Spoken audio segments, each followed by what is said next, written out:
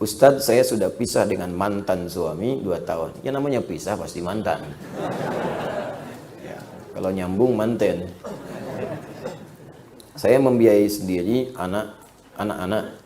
Mantan suami tidak memberi, namun dia dari bank, apa tetap harus kita tagih harfiah seorang ayah harus menafkahi, atau walau ayah tapi dari bank dan posisi pisah tetap haram?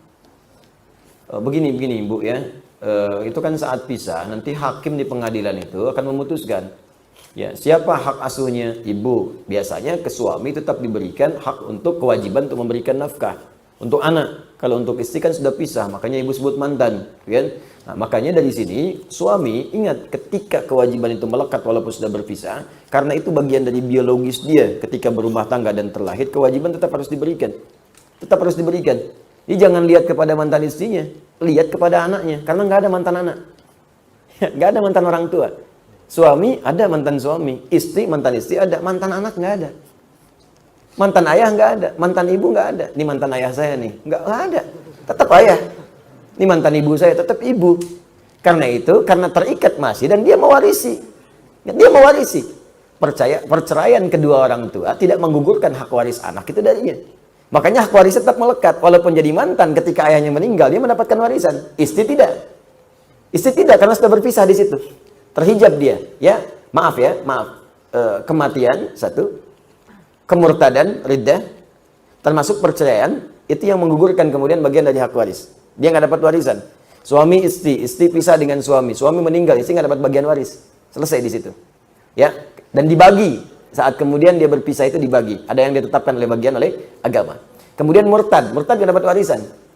Ya, kemudian kematian ada 2 sebab. Memang wafat sebelum dibagi warisan, wafat. Ya, ingat, bukan wafat duluan yang ahli waris. Kalau wafat duluan yang meninggal, kemudian ahli waris masih ada, setelah itu dia meninggal, tetap warisan diberikan kepada dia. Karena yang wafat duluan yang akan diwariskan warisannya. Yang kedua, sengaja membunuh orang untuk mendapatkan warisan, terhijab dia, nggak dapat warisan. Ya, nggak dapat warisan. Itu terjadi nanti di masa-masa, bahkan ada juga di Al-Baqarah itu. Ya, sebab dinamakan Al-Baqarah. Salah satunya begitu. Ada orang di keluarga yang sangat kaya tapi pelit. Saking pelitnya marah di bagian anggota keluarganya, maka malam-malam dibunuh dia. Ya, tujuannya apa? Tujuannya untuk mendapatkan warisan dari situ supaya hartanya bisa dikuasai. Dilemparlah kemudian jasadnya di jalanan, dilempar biasa, dia pergi dan orang nggak tahu siapa yang bunuh.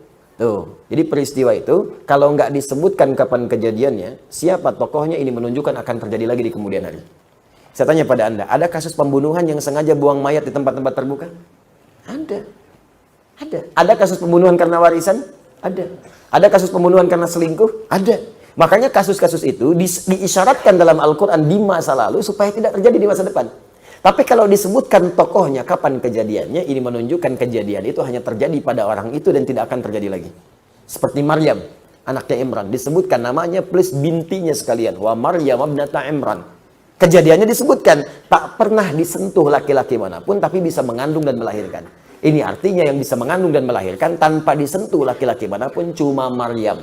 Dan tidak akan pernah ada Maryam lain. Ya, ingat, tidak akan pernah ada Maryam lain. Walaupun di masa sekarang ada namanya Maryam, bisa mengandung, melahirkan tanpa bapak, banyak yang gitu mah. Ya, tapi yang tak disentuh laki-laki manapun cuman Maryam binti Imran. Jelas ya? Baik. Ini yang seperti ini tetap ada kewajiban, dan kewajiban itu tetap diberikan dengan cara yang halal. Jangan berikan yang haram, karena itu pun anak akan tumbuh, mungkin melahirkan pahala bagi Anda. Dengan istri mungkin berpisah, tapi anak itu mungkin jadi penghafal Quran. Anda kurang amalan, anak itu mewariskan amalan untuk Anda, maka berikan yang halal padanya. Supaya pekerjaan amal solehnya mudah dilakukan.